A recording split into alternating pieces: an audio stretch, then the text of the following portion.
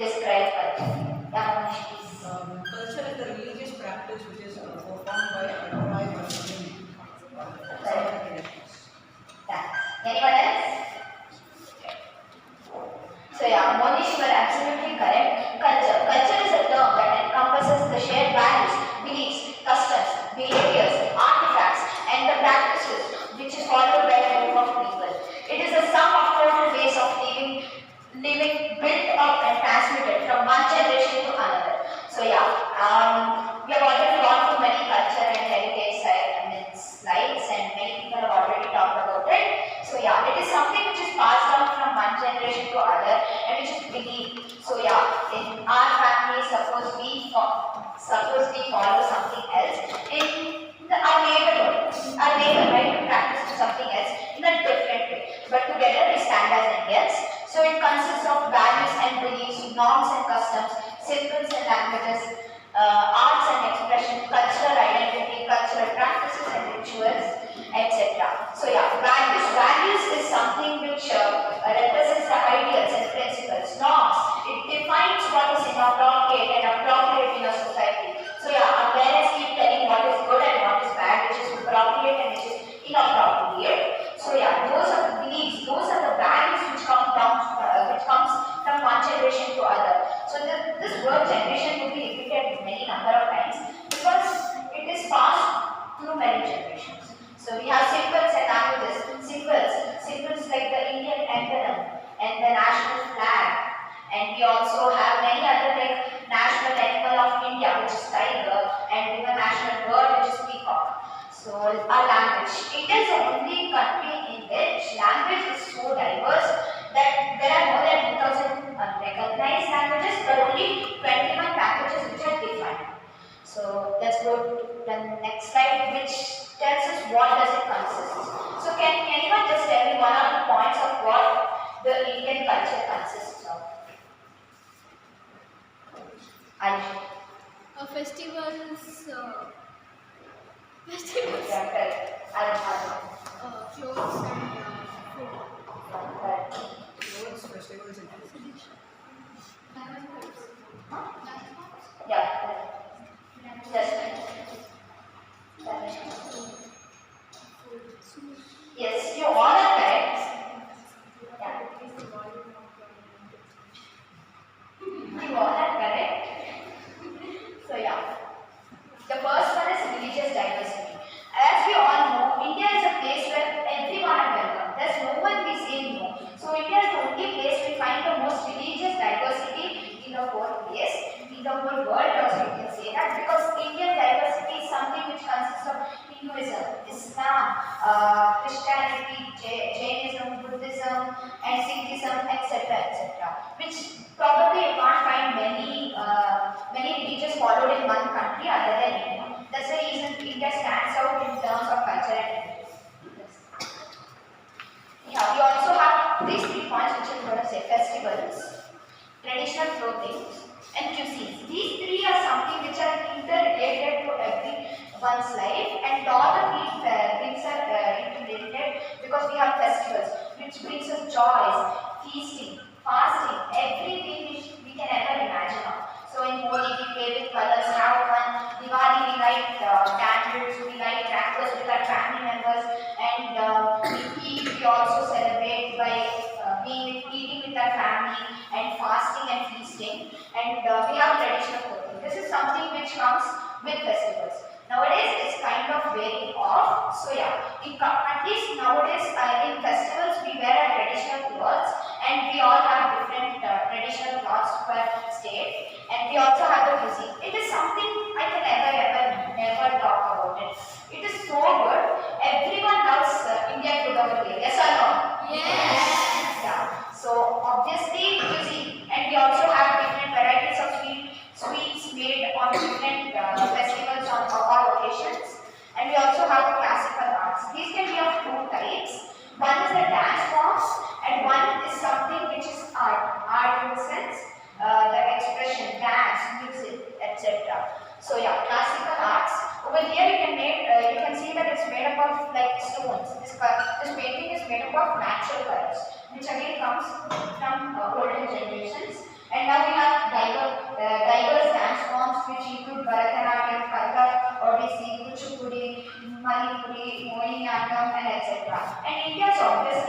for its diverse dance forms, culture, music, and expression, etc.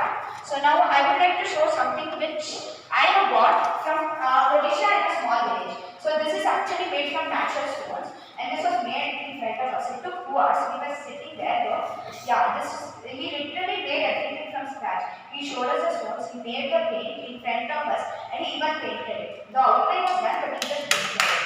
So, a big round of applause for all of them who are saving Indians' culture and heritage. So. We also have languages, again as I already told, there are more than 2000 languages and we all have our own languages. So Diksha, can you please tell me what are you talking about? Which language do you speak? Bhojpuri, Hindi or my native language? Jeevan. Which language do you speak?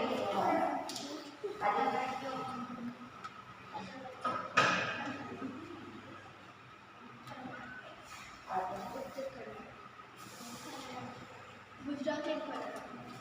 So yeah, we have diverse languages, but mainly Rishika. Tamil and Kannada. So we have diverse languages, so mainly over here it's Kannada because we are in Karnataka right now. So next one is the architecture, which is one of the marvelous things in Indian culture. Yeah, and then we have Ayurveda and Yoga. Ayurveda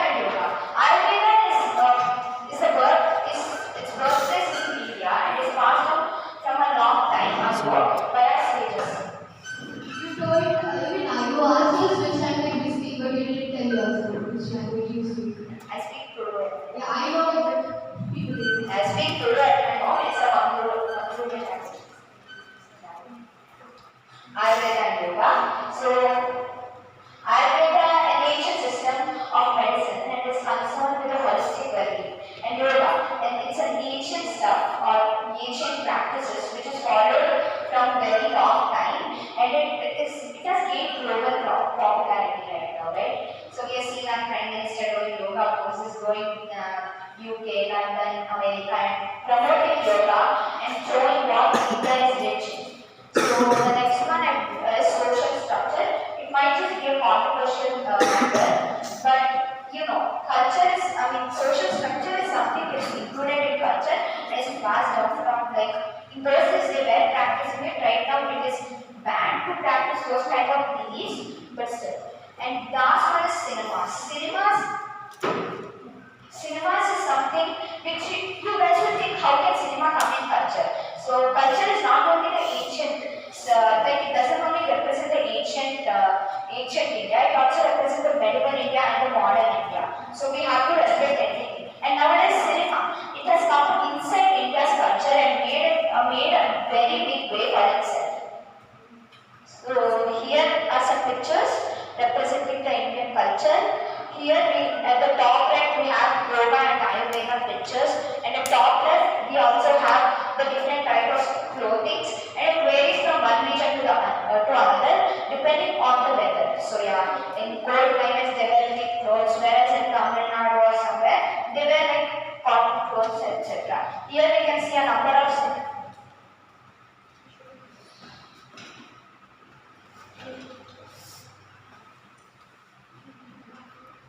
Here we can see number of cinemas and languages, and here we can see the social structure of India. So let's come into the second part, which is nothing but heritage of India. So what is heritage? Heritage refers to the cultural, historical, natural assets that are passed down from previous generation. It encompasses the legacy of a society or community, and often holds significant value in terms of identity, tradition, and cultural continuity. So next, we have what comes under the heritage in common, not only India, in general. So we have the cultural heritage. Cultural heritage is something, beliefs, norms, customs, etc., rituals and practices which are done. Historical heritage, it is more related to the item or artifacts.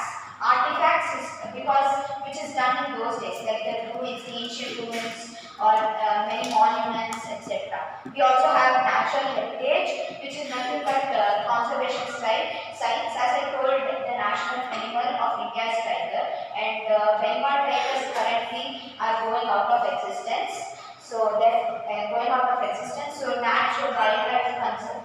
conservation, etc., and the natural heritage. Tangible and intangible heritage. Tangible heritage is something which is concerned with the artifacts, etc. Intangible heritage again comes under that comes cultural heritage because it is not an artifact. It is a belief or something which is passed down from oral tradition, etc. World heritage. World heritage is nothing but something which is secured by UNESCO. UNESCO, the almighty world, it is trying to conserve the historical heritage and trying to save our culture and the heritage worldwide, not like only in India. So, built heritage is something which is built based upon the culture and heritage of India and which represents their culture. So let's come into what elements contribute to the heritage of India. Historical sites. As I already explained about historical sites and even religious heritage, and we even have architectural marvels, which is something amazing. Every step you go in India, you find something which is unbelievable. I mean, like, I went to many places and there are many good stuffs in each state. Every state is unique for its like culture or heritage. And then we have literature and philosophy. Literature and philosophy is something which is actually born in India, but people think it was created by the foreigners or something. But no, India and literature are really joined because we have seen many manuscripts of Indian history which date back to 3300 BCE. And we also have textiles and clothing, as I have already talked about it. India is really diverse in terms of clothing and world heritage sites. So yeah, I would like to specify some world heritage sites of India. So we have over here, as you can see, Taj Mahal, Jaipur city, Agra Fort, Anjana's Caves, Ellora Caves. So these are some world heritage sites which are being conserved by the UNESCO right now. Ancient civilization. So India is really well known for its ancient civilization, and especially Mohenjo-daro. I bet everyone knows what Mohenjo-daro is, right? Or Harappan city, what they call it. And there was even a movie based on it. But why the existence of Harappan city vanished, is still unexplained. Maurya and Gupta empires. So these people, Maurya and Gupta empires, whenever this Maurya and Gupta empire comes to our mind, it's always that we get to know Ashoka, right? Ashoka. So he believed in Buddhism, and after the war of Kalinga, he stopped violence and promoted non-violence, and promoted also tolerance. And we also have the Delhi Sultanate. This is the reign in which Islam started to come in. This is the reign in which we could see Indo-Islamic structures, which also means Qutub Minar over here. Over here we have Qutub Minar, which shows the Indo-Islamic structures. And even we have some heritage sites over here. And these are the manuscripts I was talking about. This is how India is related to literature. So, World Heritage Day is celebrated on 18th April. So, I will let you know.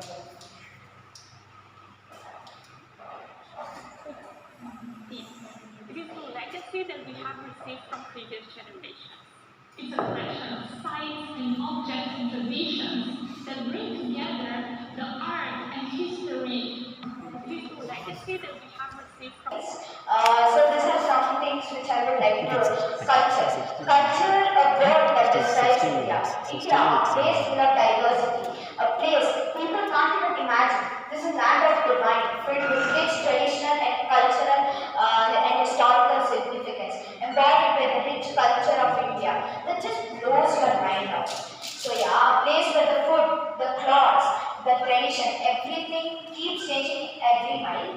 So we also have the heritage, something India can never lack. So some things which are which are carved with bare hands are really tough and still unexplained. And then we have the challenges and threats, and we also have preservation initiatives, which is actually we have to do it now because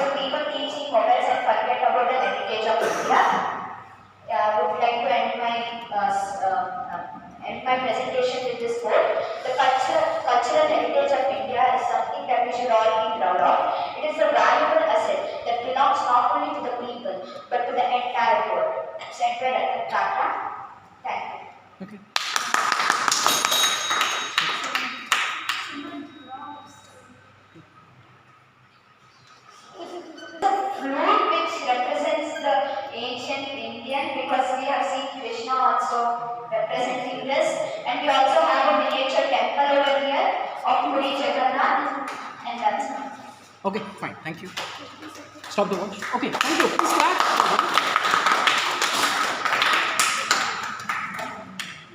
Wow, that was marvelous. I never pay attention to anyone who is giving a speech over here, but I was so interested in what he was speaking that I was drawn towards it repeating. It was really marvelous. Very nice. Okay, look here. Smile.